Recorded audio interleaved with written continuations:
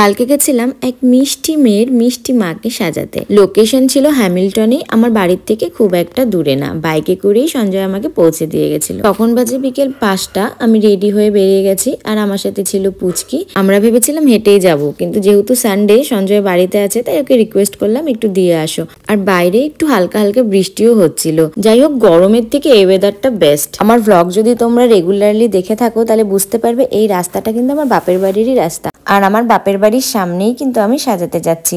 আর এই যে দেখতে পাচ্ছ বেলুন দিয়ে ডেকোরেট করা এই বাড়িটাতে সঞ্জয় আমাদের নামিয়ে চলে গেল। আমরা আস্তে আস্তে করে ভিতরে ঢুকলাম, আর ভিতরে ঢুকেই দেখো আমাদের নারায়ণ পূজার প্রসাদ দিয়ে দিল।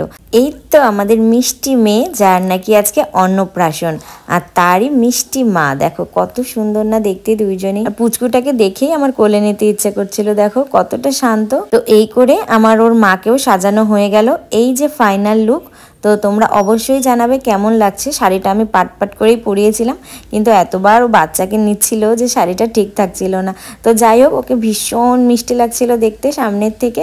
তো তোমরা অবশ্যই জানাবে, আর যারা যারা ওদের বাড়িতে ইনভাইটে গেছো আর আমার ভ্লগ দেখো তারাও কিন্তু অবশ্যই কমেন্ট সেকশনে জানাবে যে কেমন লাগছিল সামনে থেকে। সচরাচর অন্নপ্রাশন, এঙ্গেজমেন্ট এগুলো আমি লোকেশনে গিয়ে সাজাই না, তবে পায়েল আমাকে ভীষণ রিকোয়েস্ট করছিল, কারণ ও যখন ওর সাথ ছিল তখন ও আমার স্টুডিওতে এসেই সেজেছিল। তো ওর ভীষণ রিকোয়েস্টে আমি গিয়েছিলাম ওকে সাজাতে। তো পুচকুটাকেও এবার সুন্দর একটা সাদা পরীর মতন জামা পরানো হয়েছে, ওকে একদম পরীই লাগছিল। তো পায়েল বলছিল, দিদি তুমি চলে যাচ্ছ, একটু আমার মেয়েটার ভিডিও নেবে না? তাই ওর মার সাথে একটা ছোট্ট মিষ্টি ভিডিও আমি নিয়ে নিলাম, আর অনেকগুলো ফটো ক্লিক করেছি। কিছুতেই ওর ভিডিও আসছিল না, কারণ ওর মুখটাই আমি নিতে পারছিলাম না। ফাইনালি আমি ঘুরে গেলাম, ঘুরে গিয়ে ওকে অনেক চেষ্টা করলাম যে ক্যামেরার দিকে তাকানোর জন্য। তো যাই হোক, ফাইনালি তাকিয়েছে। এবার ভিডিও নিয়ে আমার ঝটপট করে বেরোতে হবে, কারণ পূজা বৌদি আমার জন্য ওয়েট করছিল। আর গিয়ে দেখি পূজা বৌদি আমার জন্য মোমো চাউমিন নিয়ে দাঁড়িয়ে আছে। কে বানাইছে? আমি বানাইলাম, দোকান থেকে কিনে নিয়ে আসছে। বিশ্বাস করে না, তুমি আসবা দেখে বানায় রাখছি। খাইলে বুঝতে পারবা বানাইছে কিনা। ওই ব্লগে উঠাচ্ছে এগুলা, তার জন্য এসে খাইলেই বুঝতে পারবা বানাইছি কি বানাই নাই, বুঝছো? না না, এটা দোকান থেকে না, দেখেই বোঝা যাচ্ছে। মা কুসুমে যেটা আমি বানাইছি। তো বৌদিকে ভীষণ খেপাচ্ছিলাম। তো যাই হোক, বৌদিও যাবে এক বাড়িতে ইনভাইটে।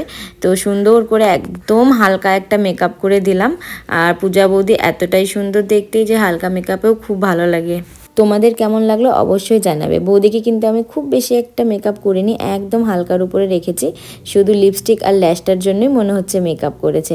তো আজকের জন্য এই ছোট্ট ভ্লগটা এই পর্যন্তই। দেখা হবে নেক্সট কোনো ভ্লগে, কারণ তখন গল্প করতে করতে 9:30